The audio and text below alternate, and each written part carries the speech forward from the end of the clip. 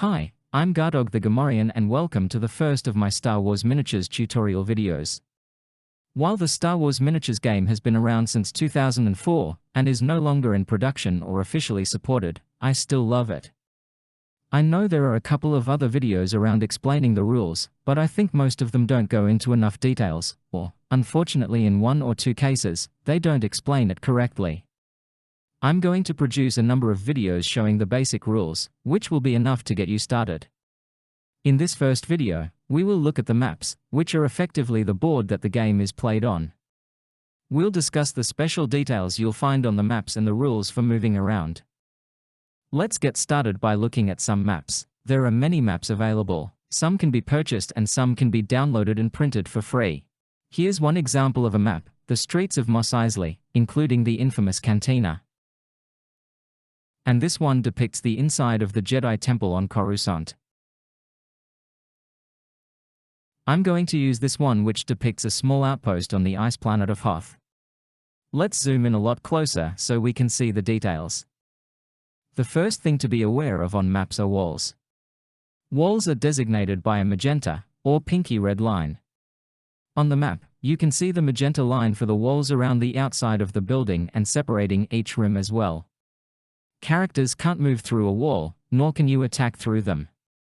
And, if your opponent is partially behind a wall, it will be harder for you to shoot them, but we'll cover that in a later video.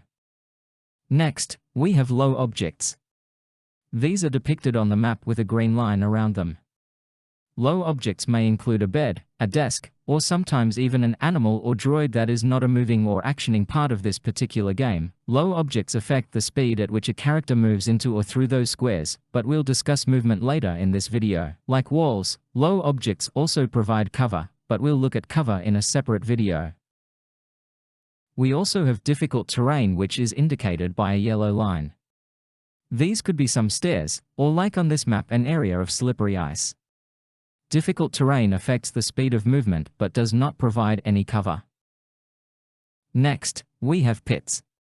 Pits are designated with an orange line. Characters can't move through a pit unless they have a jetpack like Boba Fett. Although characters with flight can pass through a pit, they can't end their turn on one of those squares. And if a character without flight was somehow pushed into a pit, they would fall to their death. And the last thing of note on maps are doors, which are designated by these small blue rectangles. Doors are treated as solid walls until they are opened. While they are open, they are treated as if they don't exist at all. A door only opens if at the end of any character's turn, a character is in a square adjacent to that door. For this door on the western side of the outpost, a character occupying any of these squares will open the door.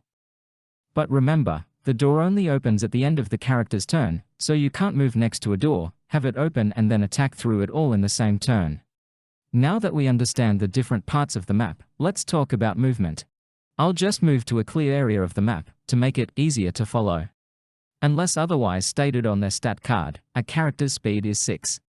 If a character wishes to move during their turn, they can choose one of the following options. They can move up to their speed, and attack. They could attack first and then move up to their speed. And the last option if they wish to move is to move up to twice their speed without attacking, which in the majority of cases would be a total of 12 squares. Keep in mind that you may move up to your speed. A character doesn't have to move at all on their turn, and if they do choose to move, they don't have to move the full amount.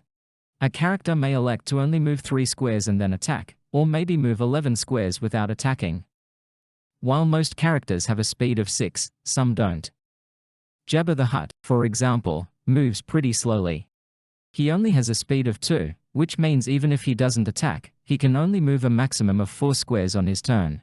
On the other hand, this rebel trooper riding a Tauntaun has a speed of 8, so they could move up to 16 squares in a single turn provided they weren't attacking.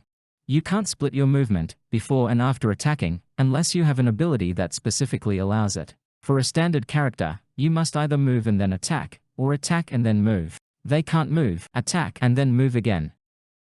Moving into a square designated as low objects or difficult terrain costs 2 squares of movement, rather than just 1. And just to be clear, it is the square you are moving into that affects your movement. The square you are moving out of does not affect it.